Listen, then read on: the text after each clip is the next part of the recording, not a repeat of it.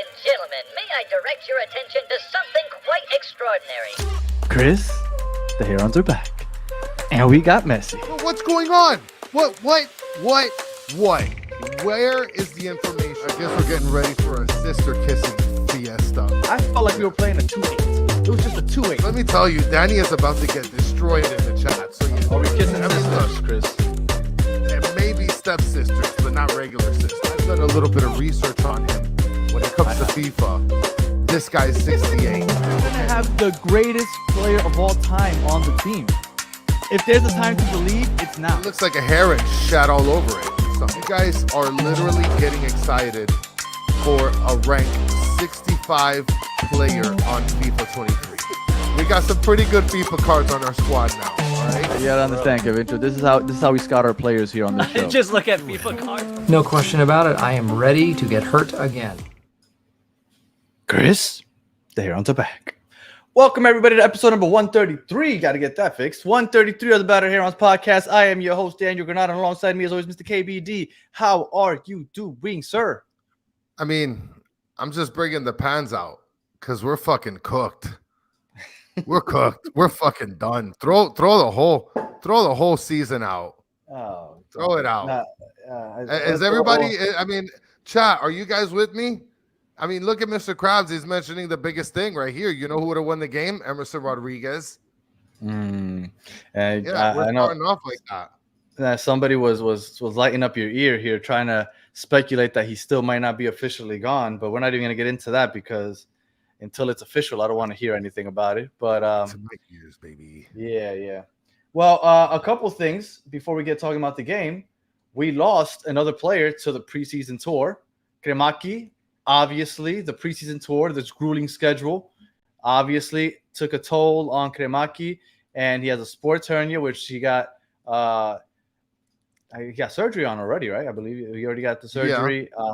Obviously, it was all due to this grueling schedule, the uncomfortable flights that they're taking, and all that other stuff. So hopefully he gets better. But that's it. The preseason tour claimed another one, and then we came out and we played a game. There we go. And we played a game today, 1 o'clock. I really wanted to get on and talk right after the game because the overreactions that I was seeing on Twitter was out of hand. Everybody was going a little crazy when we were down 2-0 in the first 12 minutes. And, I thought it was a bit of an overreaction. I think people started calming down a little bit once we started scoring. And we're going to get into that more in detail. But overall, what did you think of the game? Oh, go ahead. Okay, all right. So before I get to my thoughts about what I thought about the game, my question for you. Princess Shorty, he was waiting to see us, or she was waiting to see us, or he, I don't know, was waiting to see us live right after. Blame Chris. Listen, he has an actual job, and he sucks. Yeah. So my question to you is, you're telling me after the first 2 goals scored on us, like in the first 15 minutes, you're telling me you're like, shit, this is bad. No. This is bad. No. We're done. No? No. I know, not even a little bit. You're lying to yourself. You're lying to yourself, bro. You know when I was annoyed? When I saw the starting 11. I hate that we keep playing with 3 in the back. Because people keep saying, oh, yeah, you play 5 in the back because our defense sucks. But he's not playing 5 in the back. He's playing 3 in the back. If he was playing 5 in the back, I get it, right? Because you have help with the wing backs on the side that are helping defending. Yeah. But those wing backs are playing up top. They're offensive players. They're not defensive players. We're literally defending with 3 guys in the back. And if you are going to take that route of playing with 3 in the back, then you have to have somebody like Gregory out there to help fill in those gaps.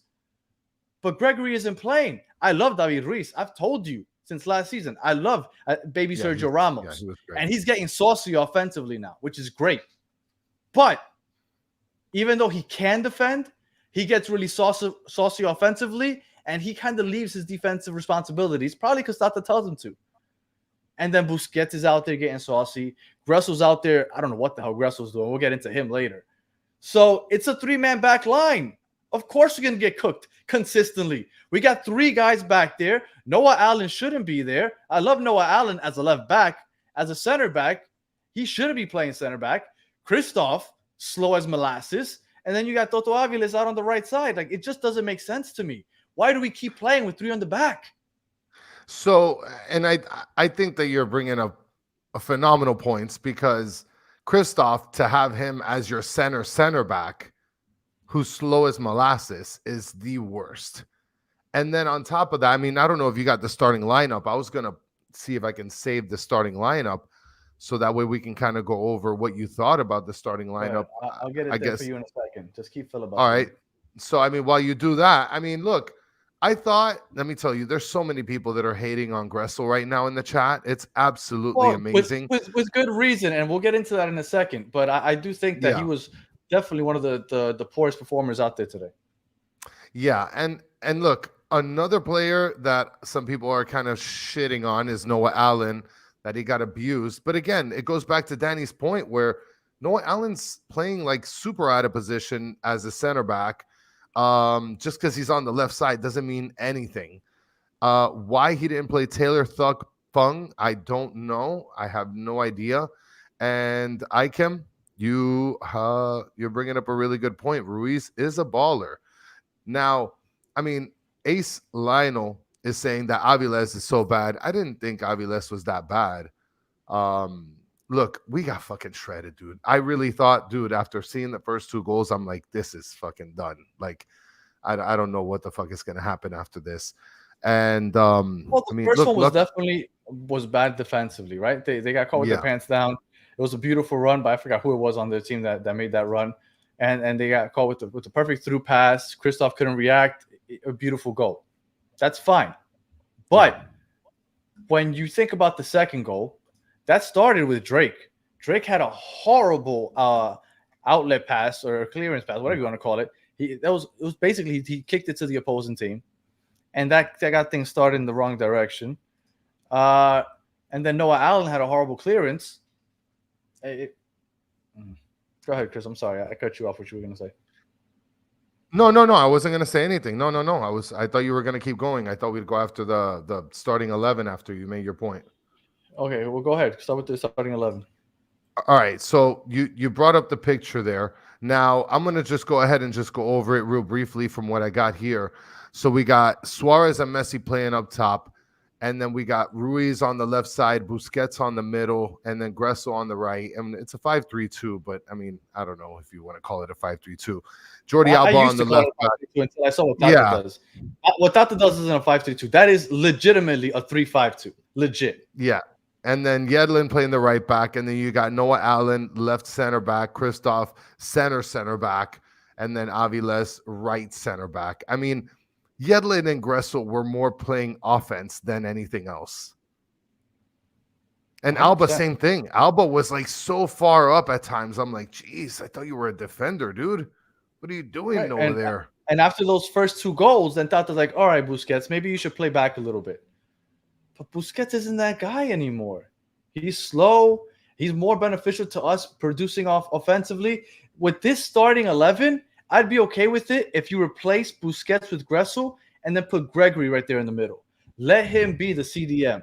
Let him be that pitbull that fills in those gaps between the Allen and Christoph, and then Aviles and Christoph, because we had nobody filling in those gaps. It was horrible. That was weird, right? That Gregory didn't start. Did you find that weird or no? I did find it weird. I thought that he should have started, especially when you're starting with Ruiz and with Busquets. I don't understand, and I get it. I was wrong. I was the one that was wrong. I get it. But I never thought that Gressel would be playing in the midfield. I always thought he's coming in to play right back or even better right wing back. Everybody said defensively, he's trash.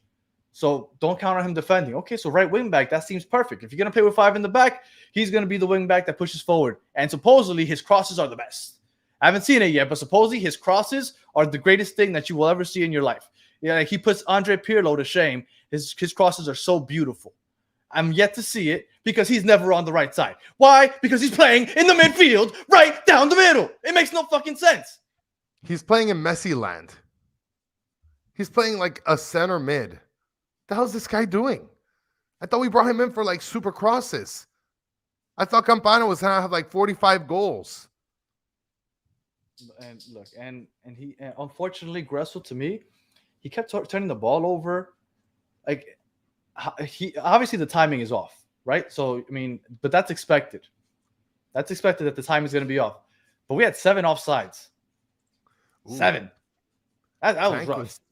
Tank with a hot take here, much better than Yedlin. Let me tell you guys, Yedlin is not. He's been doing pretty good so far this season. So, I mean, this preseason, and yeah, I thought. Look, I haven't thought that Yedlin looked bad. I thought, well, if you're comparing the two, I would say Gressel has looked a lot worse than Yedlin. I think honestly, you, Danny, and you, chat, you're all fucking liars. Because if you're going to tell me that you weren't taking a shit after getting 2 goals scored on in 15 minutes, at all. 0%. You guys are liars. You guys are liars. 0%. Liars. Why would Come on, man. 3-1 by the half? Are you kidding me? Doesn't matter. Oh, my God. I didn't think that mattered at all. That is absolutely awful. You were stressed? I wasn't stressed at all. Oh, my God. Are you kidding me? I was hella stressed. I mean, this is a preseason game. Last week, everybody's like, oh, they're going to get torched. It's going to be like 76-0. It was 3-1. It wasn't 76-0. That was their B team. Yeah. Okay. Not. It was their B team. They were missing like 7 players. So it wasn't their full B team. Oh, my God. Malcolm was a team? No, Malcolm was playing. Michael was playing. Like, they had some starters, but they were missing like 6 starters. So granted, they were missing like 6 starters. But yeah, Malcolm was tearing it up. And Michael was tearing it up. I forgot the other guy that scored the first goal. He was tearing it up also. Like, it wasn't all B team. Mitrovic. Yeah, so miss me with that. Like, it wasn't all B team. Okay? Listen, but it was. Jay Vasquez is mentioning after first 2 goals, I thought it'd be a bloodbath. I also thought the same thing. I was like, this is going to be a disaster. Cancel the game. Cancel everything. But was it a bloodbath? No, it wasn't a bloodbath. I mean, right, you could tell that the fix was in. The referees were trying to do whatever they can to keep it close. Penalties here. David Ruiz with a fucking beauty. I don't know if we're going to go like half to half, but first half was That's usually your department. Usually run the gauntlet there. I don't know. It's up to you. Well, I mean, the first half was atrocious. Defensively, we were a disaster. Look, the one positive that I can tell you that I took away from the entirety of the game is that game to game, you are starting to see that they're connecting better and that they're playing with each other a little better. Now, Gressel is not part of that because Gressel played like complete garbage. But aside from that, I mean, look, garbage is a stretch, but I didn't think that it was good.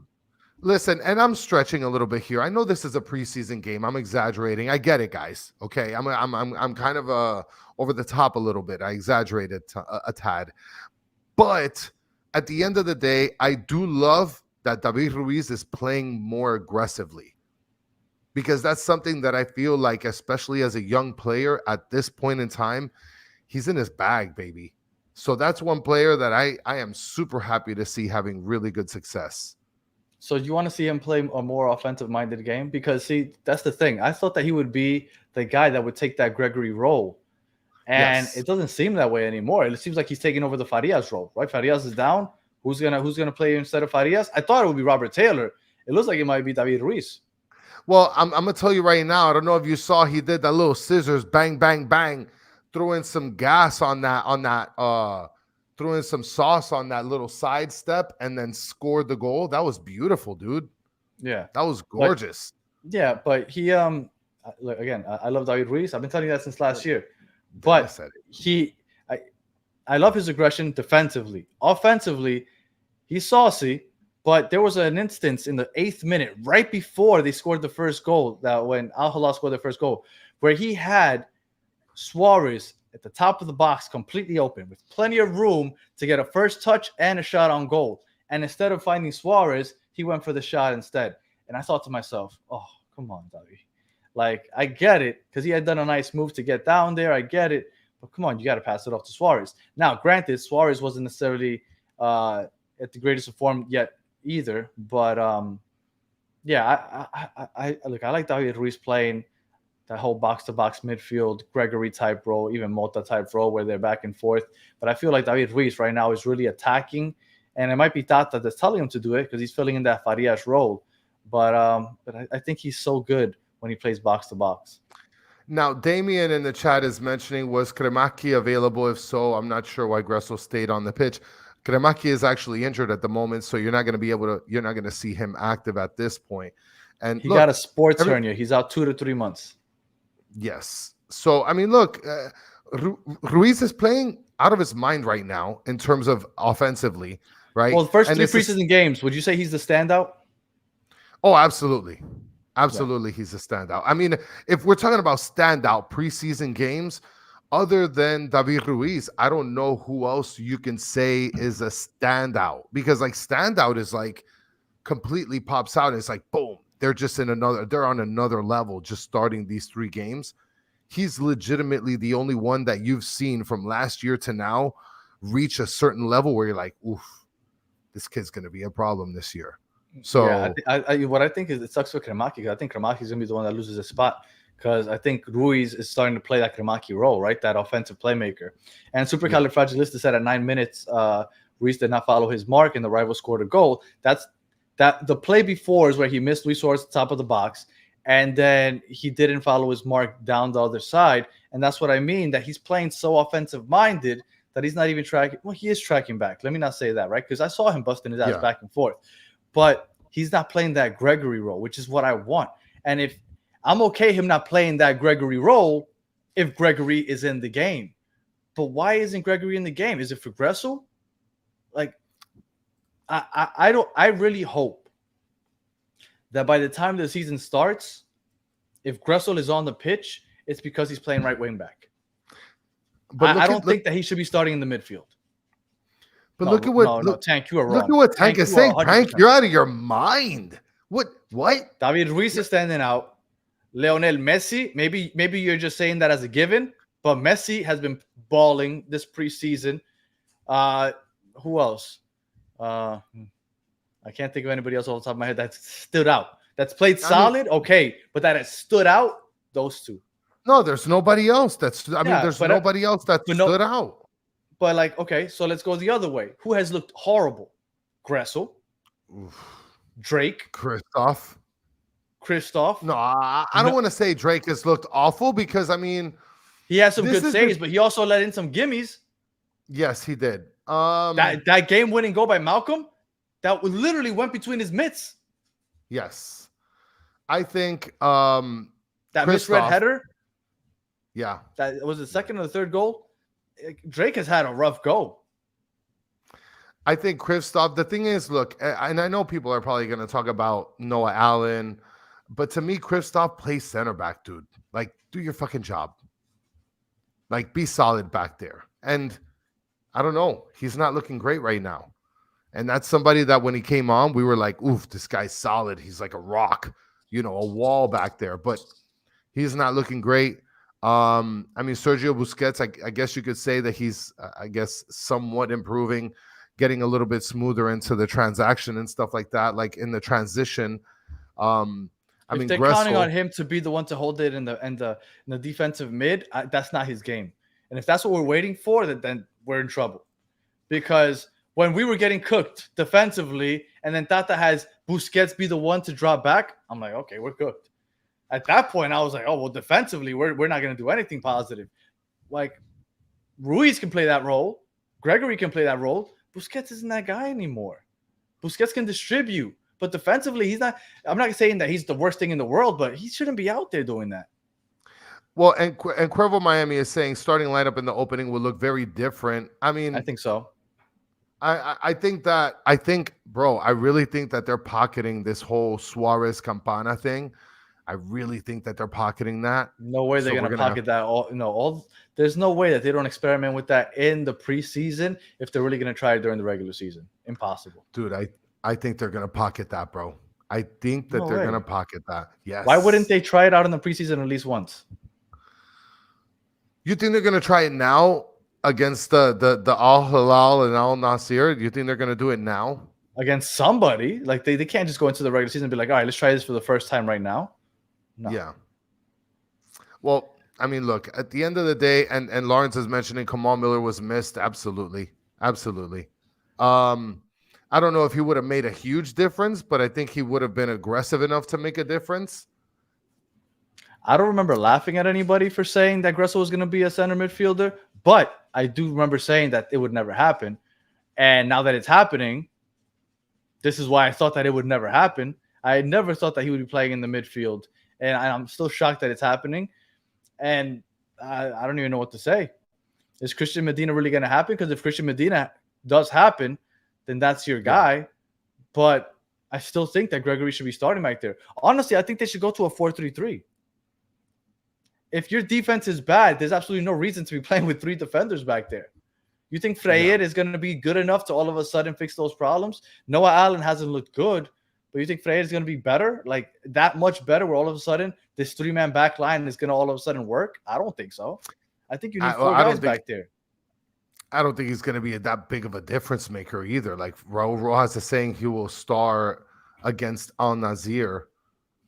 Look, we spoke to that Three Los Global, the ones that do the podcast for the Olympiacos in Greece. That's the team that Freire last played for. They said he's slow. He's not good on the ball. He got benched because he cost them a Europa game. Like, I'm not expecting great things from this guy. Maybe he'll surprise us and be good, but I don't think we're getting anything better than Kamal Miller. I think at best, and I don't even think we're going to get that, but let's say, hopefully, at best, we get Kamal Miller. And do you remember how much we were criticizing the defense when Kamal Miller was there? Everybody said, Kamal Miller's horrible. Let's get this guy out of here because we need better. And right now, I'm hoping to at least get Kamal Miller from this guy. And speaking, let's flip it to the offensive side because M is mentioning Farias was missed. Somebody else mentioned that earlier. I mean, do you really think that Farias was missed? No, you really think that like his presence was like, oh man, I can't believe we couldn't. Yeah, go ahead. Do you really think that he would have done more than what David Ruiz did today? Absolutely not. Me either. But I have a really bad opinion on Facundo Farias. Like, I don't understand why everybody's licking his ball sack. Like, get out of here, bro. Like, David Ruiz did well, and Taylor would have came on and done the same thing that Facundo Farias did. I mean, does he have? Yep. And Dennis, yeah, you said it right there. Farias stinks. Maybe my opinion is a little drastic, but you and Dennis. Yeah, no, get out. Look, and Ikem is mentioning if we don't get better defenders, we're fucking cooked.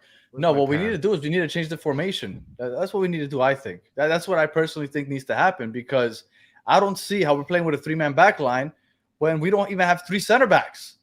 Like, at least if we had 3 center backs playing it. But we don't. And I know McVay came in for Christoph, so obviously McVay is the backup center back that's thought of. Right, he's the first one off the bench, but is McVay really going to make things better? I don't really know. I think that they need a formation change, or at least put Gregory in there to help defensively. Look at this comment, Alejandro Mitchell. Like Farias equals play. We have Messi, bro. What are we talking about with Farias playmate? We got Lionel Messi. So what you're saying is that you only need one playmaker. That's it. We got Busquets. So that's it. Okay. So let's just, we don't have to get as many playmakers as possible out there. I mean, come on, bro. Like we're making it out to be like we lost because Farias wasn't on the field. Like, are you confused as to why Robert Taylor is not seeing the pitch? I'm not confused because I know that, let me tell you, I can guarantee you right now that Tata loves David Ruiz and he wants him to see the field as much as possible. So I think that that's one of the biggest reasons he's not seeing the field. Also, Gressel, who is a new addition to the team, obviously we want to incorporate him. I don't want to hate on Gressel. I really don't. Because I think that he's just playing poorly because he doesn't belong in the midfield. But I do not want to keep seeing that guy there. I really don't. Like that, it's starting to annoy me to see him there. But they want him for crosses, though. He's a Then play him cross at right king. wing back. He's a cross king, baby. That's supposedly, but let's play him at right wing back then. That's what I don't get. I'm seeing 2.5 crosses from that kid. Get him out of here. Ship him.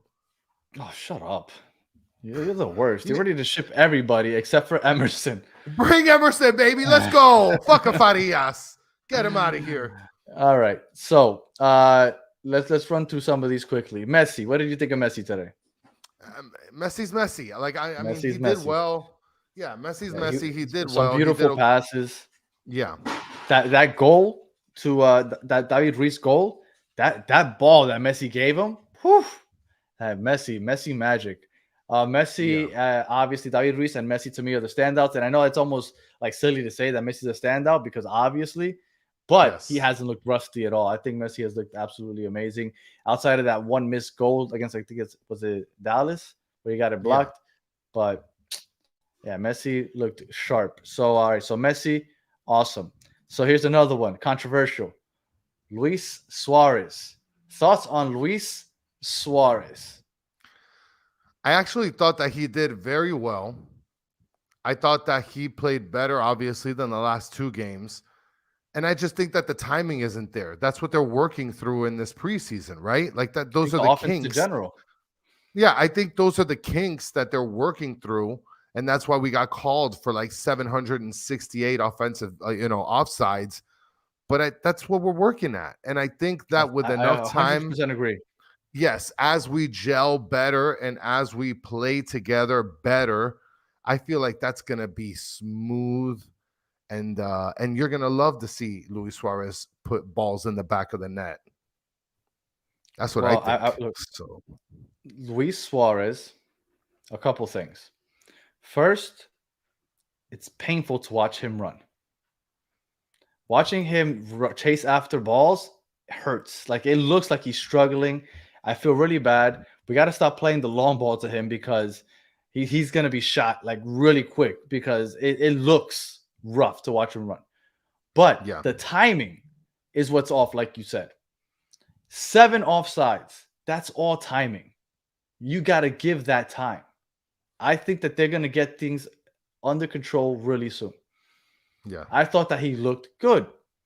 Obviously, he missed a couple gimmies, but you expect Luis Suarez to come around eventually. And I'm not worried about Luis Suarez. There were some people after the first or second miss, maybe, people were absolutely going, oh, see, Luis Suarez sucks. Oh, my God, Luis Suarez this, Luis Suarez that. Then he scores a goal, and it's like, but it was a tap-in, blah, blah, blah. So what is it? What is it? Who cares? Yeah. Look, Erling Haaland is a Ballon d'Or possibly winner, and he literally lives off of tap-ins. Nobody cares. He's scoring them. They count. Shut the fuck up. All right, so Luis Suarez is going to be fine. I thought he played well. I thought he played fine. All right. I don't understand why there's so much hate. Like they're working through it, and he's always gonna run like a grandma. So just let him run like a grandma. As long as he puts balls in the back of the net. It just looked painful, man. It looked like he was like limping while running. It was rough. David Ruiz, we already covered it, but just real quick, David Ruiz. He was playing like a G, bro. Yeah, like David Ruiz played freaking really well. He played well. I mean, he slipped up a little bit on defense in the beginning, but other than that, he missed Suarez back. Once. But yeah, I agree. All right, let's see. Noah Allen. I mean, he's out of position big time. Look, those are the cops. They're running to go get whatever player wants to put, whatever coach wants to put him at center back. That's what's happening. I mean, that doesn't matter. He's still a defender. He needs to. If they put him there, he has to perform. What did you think of his performance? I get it, out of position, and I think it's unfair to him. But that's where he was playing. What do you think of him? He had that poor clearance that led to a goal. I don't think that he's been playing great, and I don't think that he's been playing terribly. I feel like he's kind of held his own on defense, and I feel really bad because he doesn't get the same benefit that Gressel and Alba and that Gressel and Yedlin get on one side, where he can be able to play, together with Alba. So, I mean, unfortunately for him, he's just put in a bad position, literally and figuratively. And if he doesn't perform as center back, I don't think he's going to see any more playing time. Well, I also think that he's going to be the backup left back. And I think when Frayet comes in, he's going to take Noah Allen's spot. I think it sucks for him that they keep putting him at center back. But just judging him off of what he did today, it was a bad game. It was a bad game. It was a poor clearance that led to that goal. And it really sucks. It really sucks because I think that they're almost putting him in a position to fail. All right. Julian Gressel, we've gone over this quite a bit, but It's awful. I think that if he ever gets to play on that right side, he can show us some of those amazing crosses that are guaranteed goals. Maybe we'll change our mind. But until we see him there, Gressel was.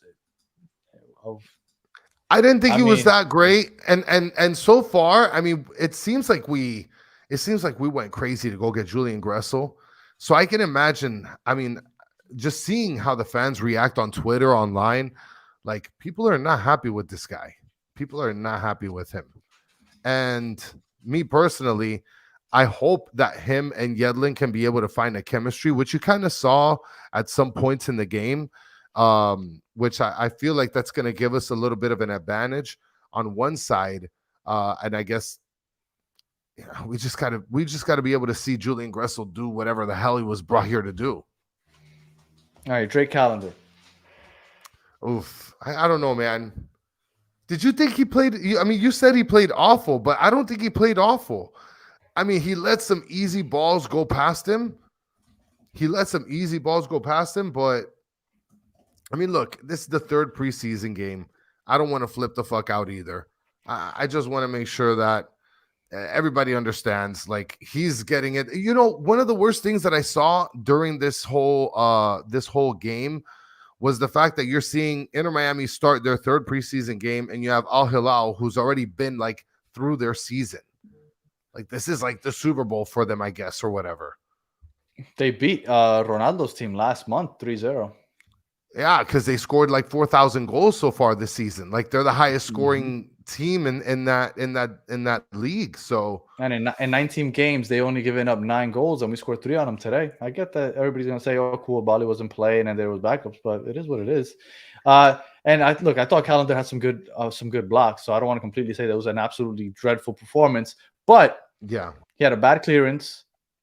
I don't remember if it was a goal kick. I think it was a clearance. Might have been a goal kick, but it was poor. Led to a turnover, which led to that second goal. And that last goal went right through his hands. So I've seen him have better days. All right. And then I have a question to you about the VAR. We saw VAR a few times. What did you think about the camera view when they were looking at the referee watching the replay? I thought it was cool. I had never seen that before. Like, you actually get to watch the referee and what the referee is actually seeing. At least maybe it's something that has been seen, and maybe just I had never realized it. But I thought that was the first time I'd seen it, and I thought that was pretty interesting. Well, you know, I thought you were going to talk about how the camera play was in covering the game. It's like if they had the camera kind of floating, following the ball everywhere. I like that also. Oh my God, I thought that was awful. What? No, I like that. No way. I mean, what are we doing? We're playing freaking what is that? That free-flowing camera like on Madden? Get out of here. No way, dude. I did like the fact that they did put the camera on the referee when the referee was going to the VAR, but I thought that floating camera was just an awful idea. And that penalty kick that Messi took, like, it looked like it was out of a video game. I don't know. It was interesting. I really liked the camera work today. My understanding is that Apple is going to be that's kind of an Apple thing. Like, that's how Apple's going to do their games all season, supposedly. We'll see. And that Saudi, the pitch looked beautiful. Like, we're not playing in El Salvador anymore. Like, that was a beautiful pitch. I didn't realize that this is like some type of cup, like Riyadh season cup or something. Like, if we somehow win, like, we get a trophy, which is, I guess, like the Charlotte trophy that we got. Random. It is what it is. And then one last thing before we get on to our guest for today. What did you think of the fact that there were no pink jerseys? Well, at least not many that I could see in the crowd. I don't know. It was blue.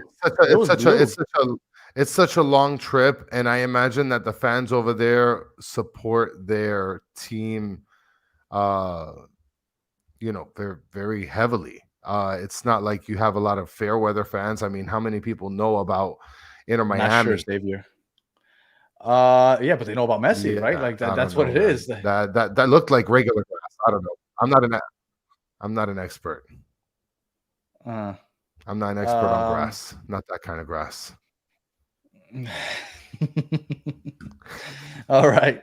And then for everybody that's talking about the the defense, right? This defense is gonna kill us. I decided to go look it up, and just a couple things. Last year, Columbus won the championship, 14th worst defense in the league. So I'm sorry, 14th best. 14th best. My apologies. Okay. 14th best. So I mean, their defense wasn't necessarily stellar either. Also, in the last 10 years, the top defense has never won the MLS Cup in the last Ooh. 10 years. So if you have the best defense, doesn't really mean that you're going to win much. You know, we don't really spend too much DP money on defenders here in this league. So LAFC won it 2 years ago. They had the third best defense, granted. NYCFC won it the year before that. They had the sixth best defense. So obviously it helps. When the Sounders won it back in 2019, I want to say, they had the 11th best defense. So am I saying that we can go in there with the shitty three-back line? No. Am I saying that if we don't have the best defense in the world, we can still win? 100%. So, I mean, that goes to show you that as long as you put some balls in the back of the net, who gives a crap about defense? I guess, right? You just got to be semi-decent. yeah. Well, I mean, yeah. You want to be like, you don't want to be in the latter half of the league, Yeah, but of if you're in the course. top, from Columbus showed us, you could be 14th and still win the title. So, Absolutely. yeah. So I guess we'll leave it there. Anything else you want to touch on today's game before we move on to our guest, Mr. Justin Blair? Well, what'd you think about the kits? Oh, What'd you okay. think about the kit? It was okay. I mean, Yeah. the pink was better than I expected. Yes, it was. Yes, it was a The pink lot was better. better. I don't get what the whole togetherness thing is, but it was better. Yeah, I They don't gave get an it either. explanation as to like the designs. I didn't really whatever. But mean, it was okay. I had seen it so much that it was like by the time I officially saw, I was like, meh, you know, it's whatever. Well, I feel like they're doing the whole like, you know, togetherness and like explaining all these other details about the jersey, just so that way there's like this emotional investment to like the jersey. Like you got to get it because this means something to you. I will tell you, when I got La Noche, the one, this logo is a lot smaller than I was expecting it to be. Yeah. But I feel like in the pink jersey, it looks larger.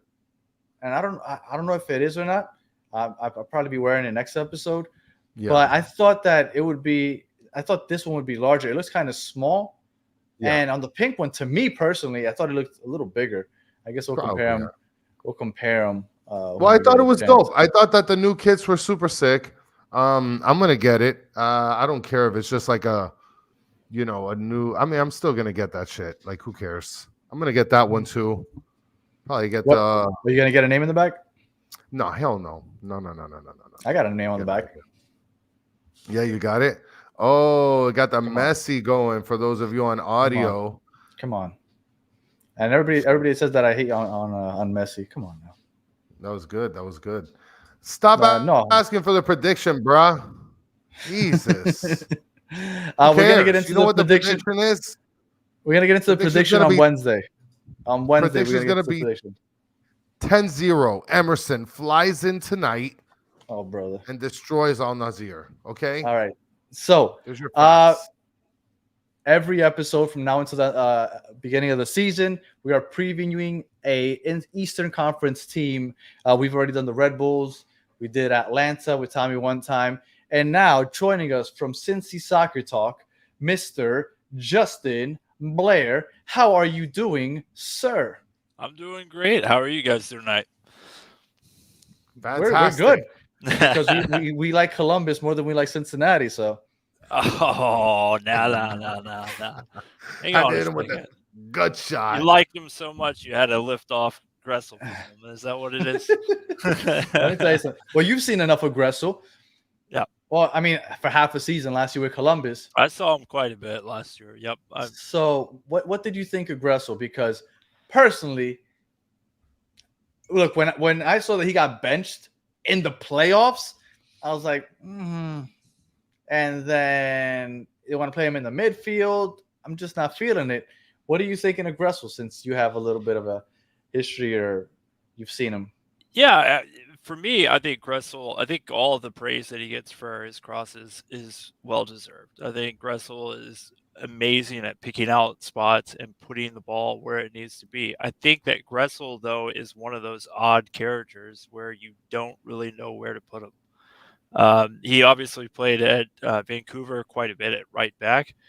And then when he was playing for the U.S. M&T, they put him in central midfield, kind of being one of those playmakers in the midfield. And it looks like Tata is kind of taking a little bit of that, saying, hey, what do we have with that? Because we know we have to replace some pieces in there. But Gressel he's a great player. I don't think he is one of the difference makers that's going to be for Miami. I think he does give you attacking options, but you already have attacking options on that other side, right? If you're playing him at right back, you already have a Yedlin that can domineer right up the pitch, and you have a guy like Jordi Alba who's going to come up the other side of the pitch. We know Alba is sometimes to his own detriment going to play way too far up the pitch. Oh, absolutely. Yeah, he is.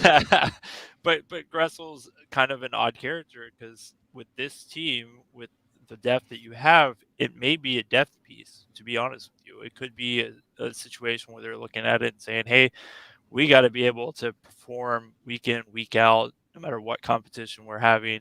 And Gressel is a player that you can kind of put in there with no other wing backs and have a very good, but he needs to find some other minutes. So this might be Tata's answer to that.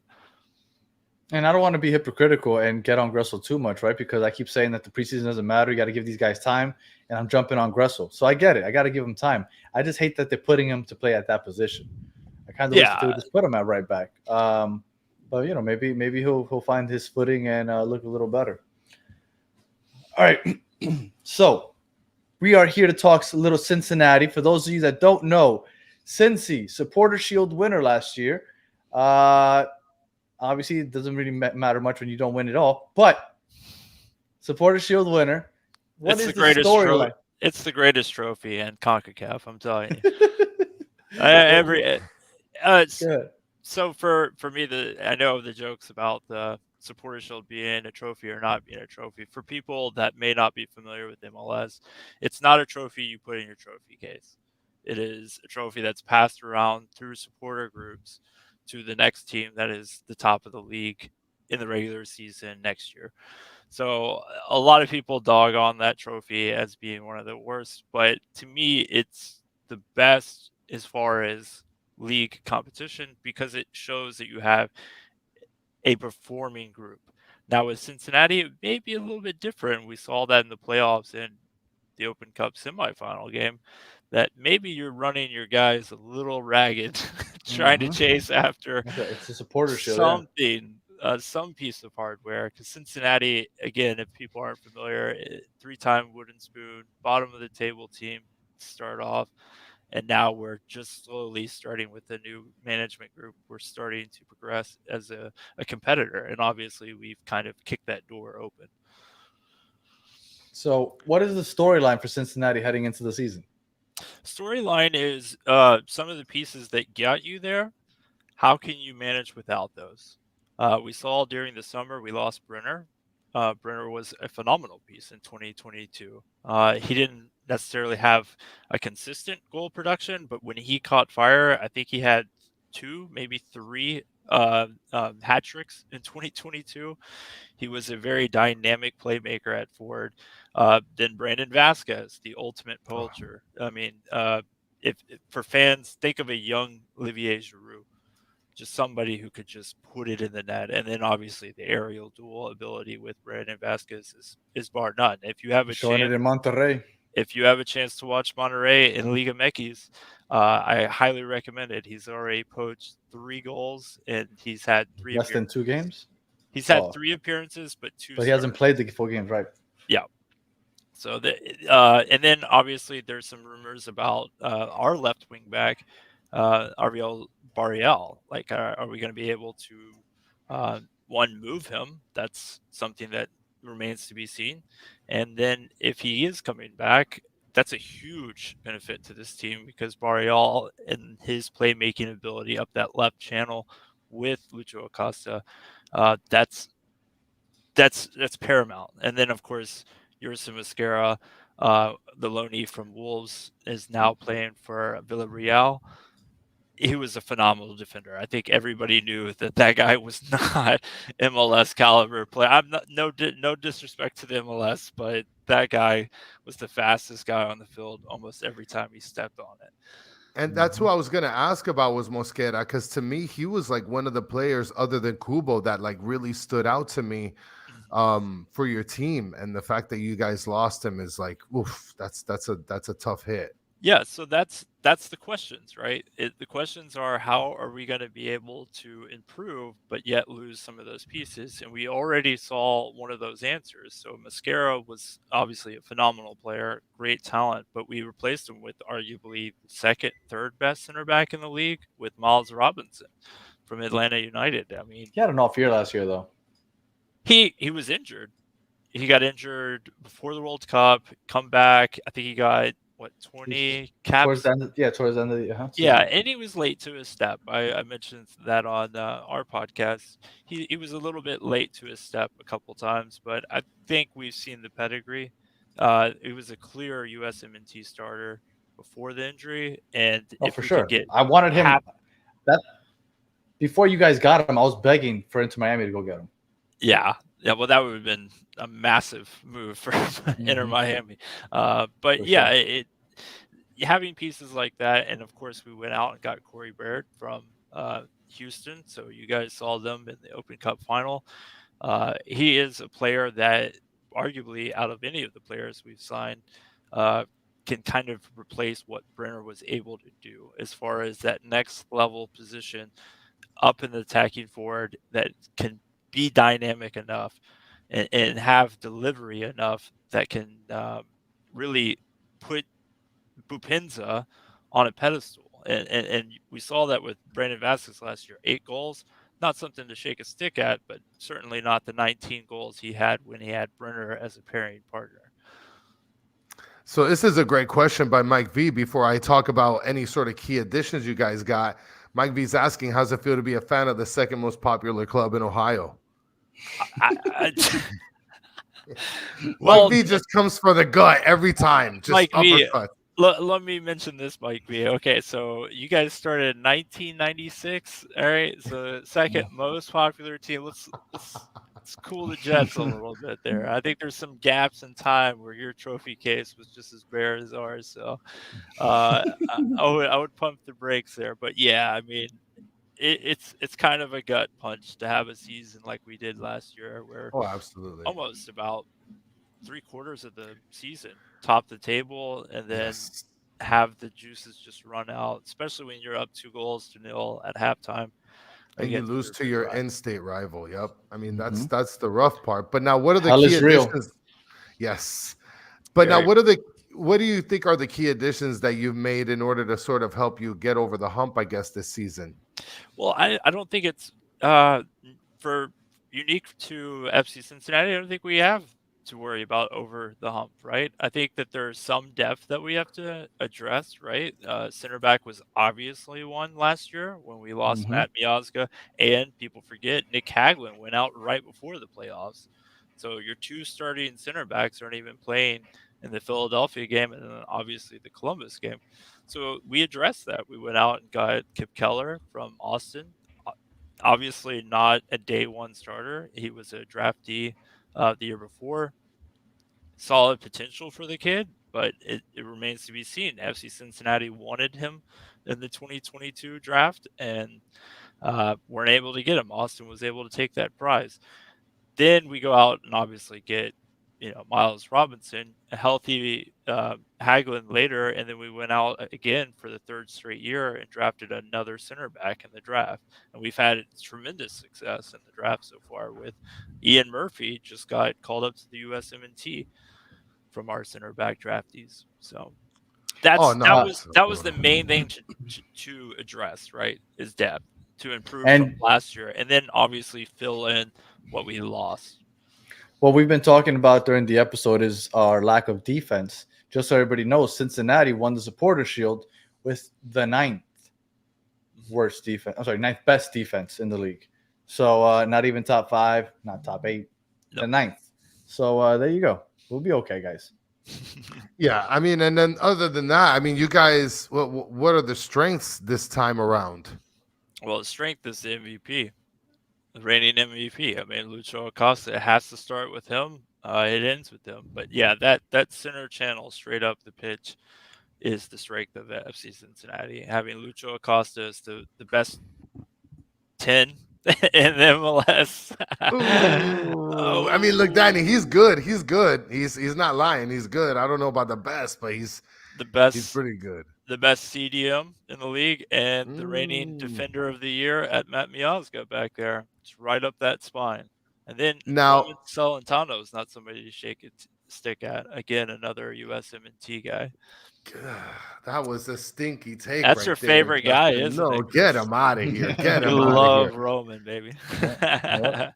Now, wait, before we get into the point that we were going to make as far as what you think the weaknesses are, Mike V, up to his usual antics, right? Came at the gut before, and now he is going with the wish comment here. Justin equals wish. Where is Waldo? You're 100%. That is that. First of all, that leads me to my next question, which is extremely pressing. Okay, have you ever worn a Where's Waldo costume for Halloween? I haven't, but I need to. I have. What? Ironically, like every place I've ever worked, that's the going joke. And it's not because it can't be found or anything. I mean, I'm probably the most noticeable person in the building, but everybody calls me Waldo everywhere I've ever gone. And so I need to don the suit and maybe get a cane or something like that. Listen, I can you see it. have to do that. I could see it, and it will go viral. Somebody records that on Instagram, and it will go viral. You will literally have people searching and looking for that. I promise you. I'll go for it. I'll make sure you guys are tagged in it. Yes.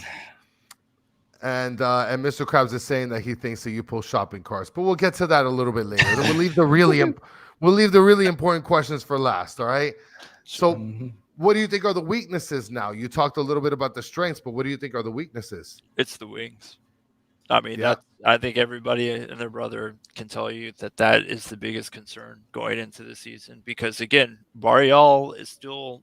I mean, we're a few days away from the window closing, but if Barrial goes, that's a huge. That's it. That's a huge hit. Team. Yeah, and then we just lost Santi Arias.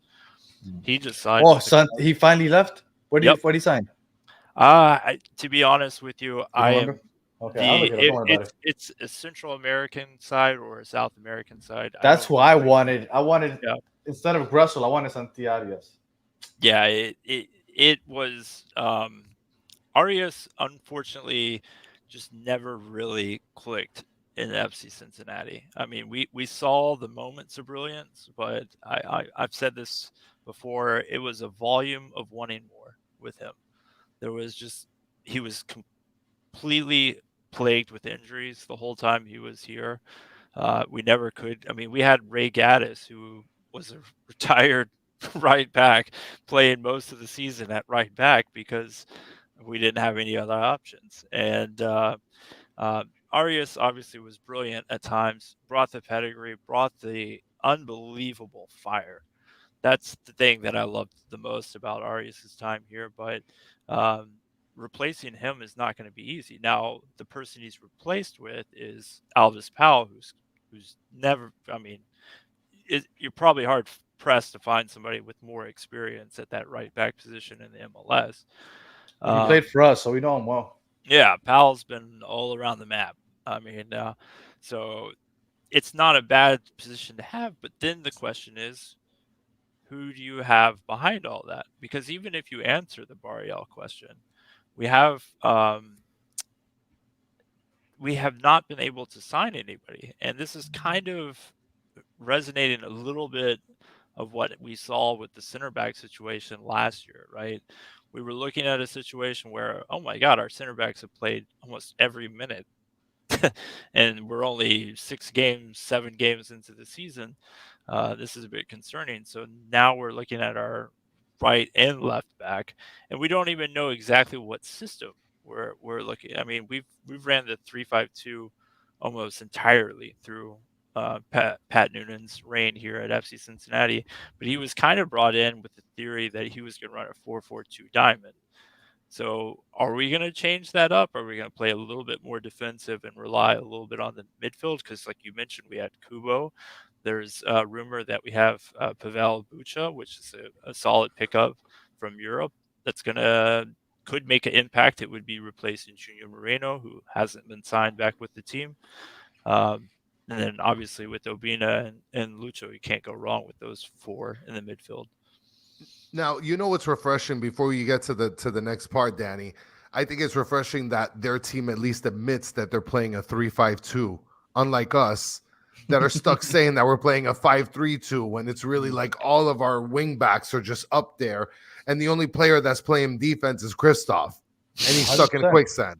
100%. So, I'm pretty sure that I've seen Yedlin and Alba playing higher than Suarez and Messi consistently. Oh, absolutely. Absolutely. They're basically inside of the other goal. Yeah, we're at, it basically is where they're chilling. Well, you got to have somebody that can run down those balls. I mean, I saw Suarez going after that one on the left channel, and I was painful. I was cringing the entire. I felt bad. I was like, oh my God, this is. Let's not play these long balls to him anymore, man. We got to get somebody else to build this thing up because this is wrong. All right. So you told us the weaknesses, the strengths, the storylines. So what are your predictions for Cincinnati this year? Like what was the expectation, and do you think they'll meet those expectations? For me, I think Cincinnati could realistically be 4th in the East this year. Okay. I think there has to be some step back. There has to be. I think there's added competitions. We're playing in CONCACAF Champions Cup. We're surely going after that. There's and just also some big people leaving. Brendan Vasquez leaving. It's huge. Vasquez is a huge loss, but we felt like we replaced that with Bupenza. I know most people suspected that Bupenza was going to be one of those players to replace Brenner. Not the same caliber of player. Bupenza is a goal scorer in the box kind of player, and he takes some chances, right? And if Barreal leaves, do your expectations drop? If Barreal leaves and we close out this window without a surprise signing, yes, my expectations. I do believe that there is still opportunity to recover the table whenever we get to the summer window, which isn't horrible for us, but I would definitely expect us to be playing somewhere between 4th or 7th. Okay. Now, Danny, before you ask your next question or wherever we're going after this, I was just going to ask if you thought they're going to get any trophies at all. What do you think, Justin? Do you think that you guys are going to be holding up any hardware this year, or is it going to be 0 all over the place? Cincinnati's a bit cursed. The semifinal curse is very real for FC Cincinnati. It's difficult to say. I don't see us winning this year with the squad we had. If we went back to last year, maybe we could compete in the CONCACAF Champions Cup, but I don't see us being able to run through that competition. But Open Cup is still something that FC Cincinnati, I know it's gotten a lot of flack over the years, but it's how FC Cincinnati made it to MLS. So it's still the jewel that we would like to win, right?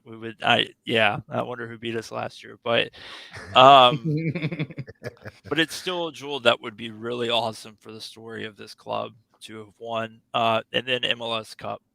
I think the no longer chasing after a supporter shield, that's for certain.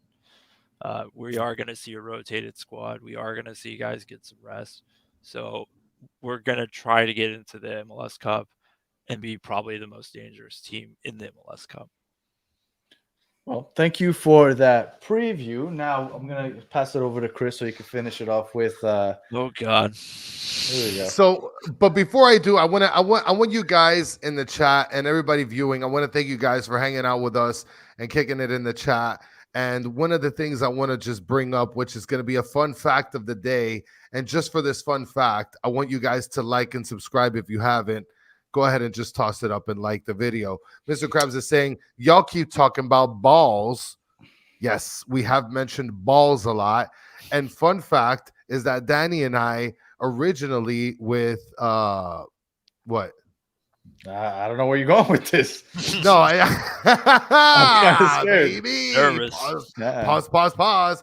Danny and I with another gentleman that does the Dolphins podcast, Manny. We were going to start a podcast before the Battered Network, which is called Beards Talking Balls.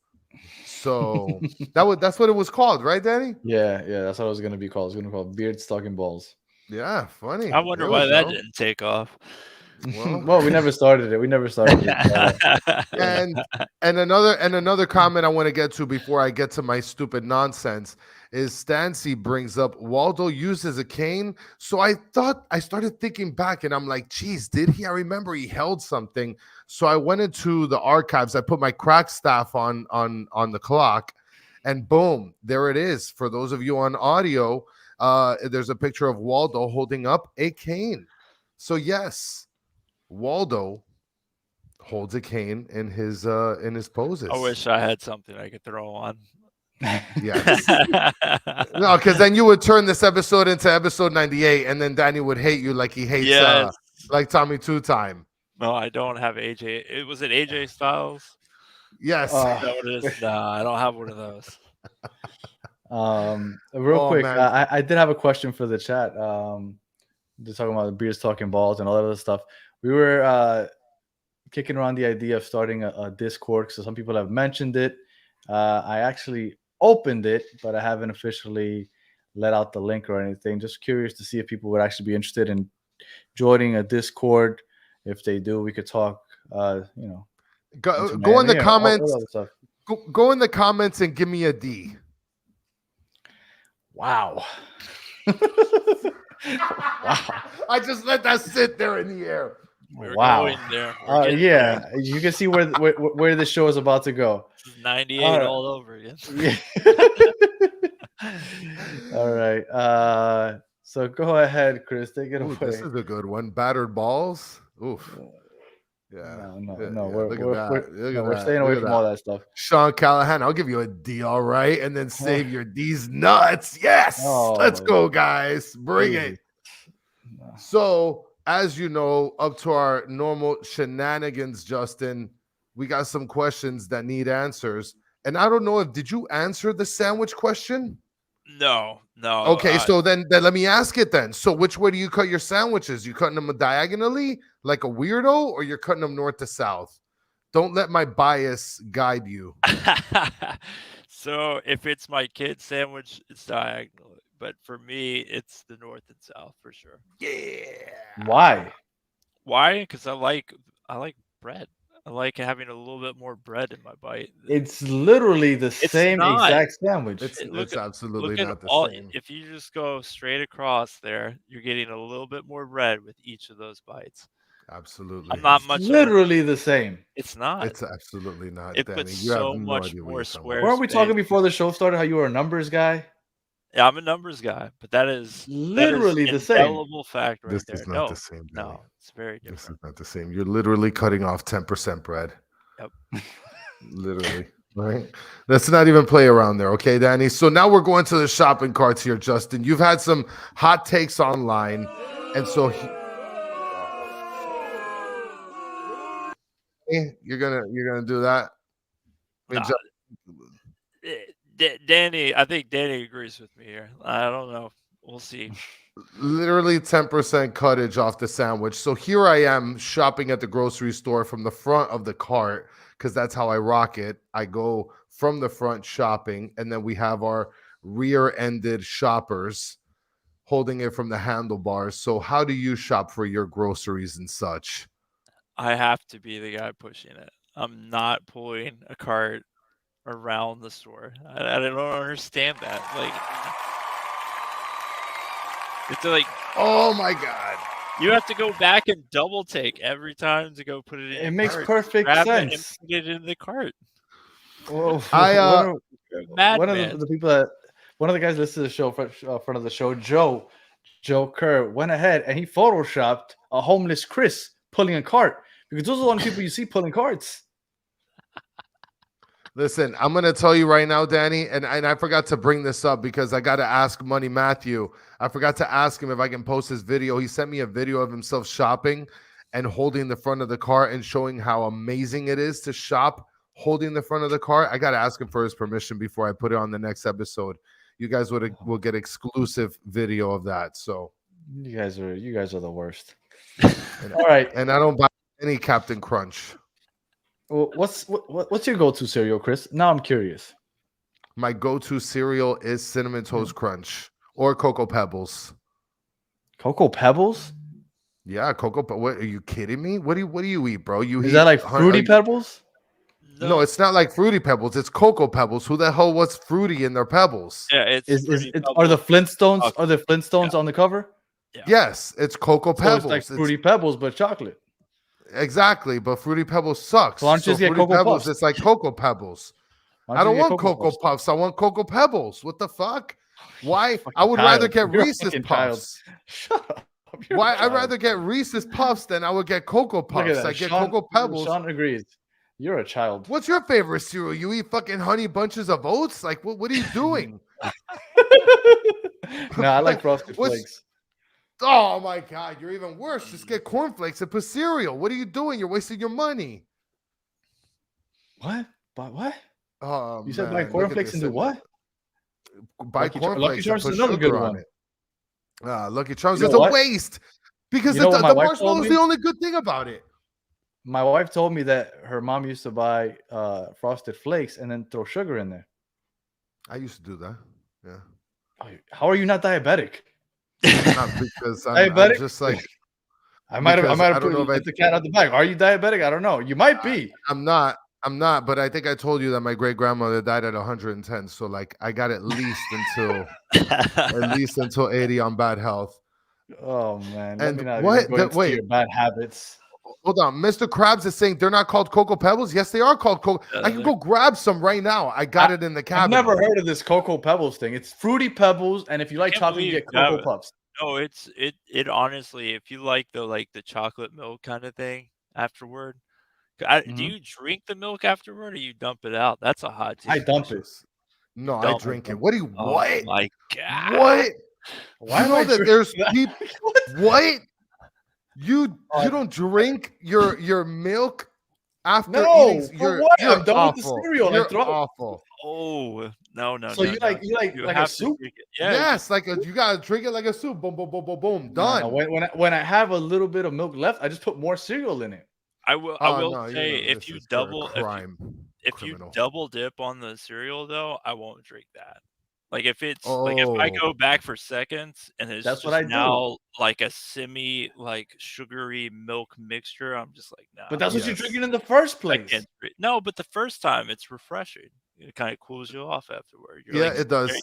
Oh, your you guys- mouth, like if you're guys are eating sick. Captain Crunch, you're ripping your top of your mouth wide open with that ridiculously. Ooh. And by the way, that Hazel one's Hazel horrible. said no milk, use water. By the way, my wife is a water drinker while she eats cereal. Crazy person. No I can't. way, I can't dude. with Yeah. that one. Yeah, I don't know No what to do way. with her. And I don't know what to do and with her. then we got people picking Cheerios and Stancy with the hot take of the day. Cheerios is boring as hell. Mhm. And Sean, Ooh. yeah, Danny is a fucking savage. Like, Ooh, this is a good one. Do you pour the milk first or the cereal? no, what the fuck kind of Cereal. animal am I? cereal goes first. Come on, man. Yeah. Okay, I think everybody goes that route. Okay, all right. Come on. No. Have If you ever met anybody that preferred Smacks over any other cereal? What the hell is Smacks? Never had I don't know. Smacks. Is that an Ohio thing? No, Smacks is the one with the frog on the cover. Yeah, it's a frog. I don't Never even heard of know. Like Smacks. they're like little corn something with they're covered in like caramel or something like that. What? Caramel in It's your something cereal? like that. It's like it's Yeah, kind of it's like Like those you know the popcorn that you eat where it's got the little Yes. caramelization on it. Like Yeah, you I get fucks it with out of the Cincy. tin can. It's basically like that with milk. It's terrible. Yes. It's god awful. No, I don't know. I don't know how we got derailed into this, but just know you guys are crazy. But I am asking from now on this show if people drink their milk after they're done with the cereal, because that's preposterous. What is the point? It's the Don't best. do that. You're a criminal. You're a criminal. Cereal in it. No, it's the reward afterward. Yeah, it is. You It's know, all that absolutely Drink milk. No, no, you no, it's not the same. have to have the illusion of healthy afterward. You know what I mean? Like just get it. And on top of that, you don't get the soaking of the flavors in the milk. it's true. You're just gonna drink. Yeah, go ahead, Justin. I agree with Chris. If you're going with Cocoa Pebbles and you don't drink your milk, you're a criminal. You're a fucking gone. criminal. That's why those cops are behind your house right now, Danny. They're gonna go and arrest you for being. You know it's my house. Why can't it be Justin's? No, Why it's do I have not to live in the Justin's. hood? It's clearly your house, and they're going to arrest you because you are a criminal. Yeah, maybe I live in the hood. And Okay. cereal is not a soup, and it's not a porridge. It's cereal. There's no way we're doing that argument. You're done, Danny. right. Get out of here. This is right. why Close the We've gone on show this- out. This is why this is the best MLS podcast. Period. Bar none. Oh, well, much appreciated. You know what? Even if you didn't really mean it, I'm gonna give you an applause anyway. So.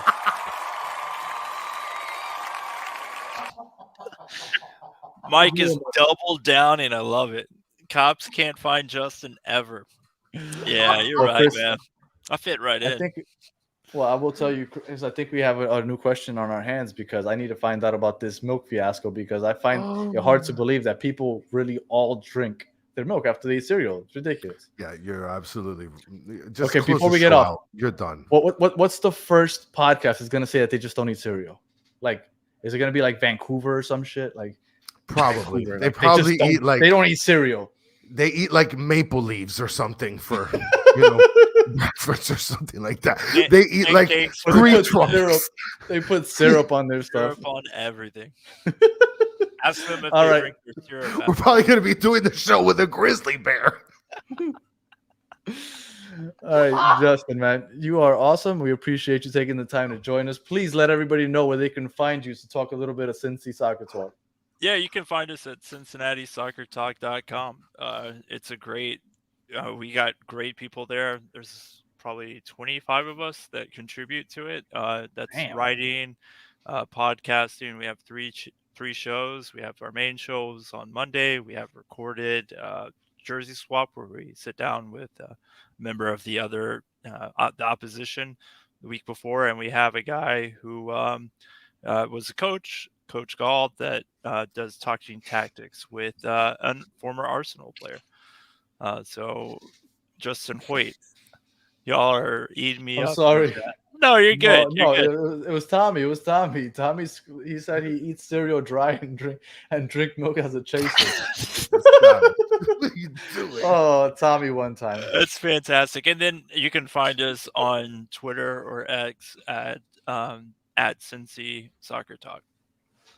Yeah, well, definitely check them out. They are definitely well informed. I mean, I didn't realize it makes sense that you have 25 people, because you guys are constantly on it. And as always, you're an awesome guest.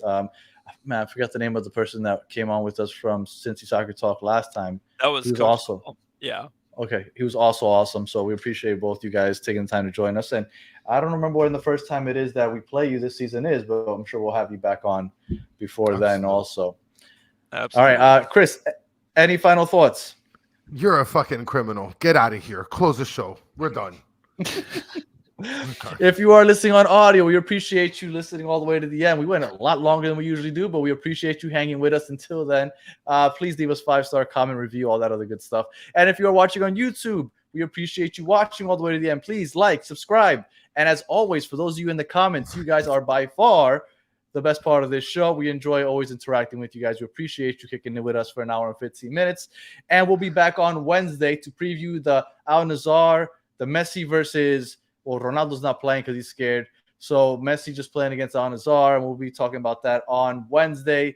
And until the next one, have a good one.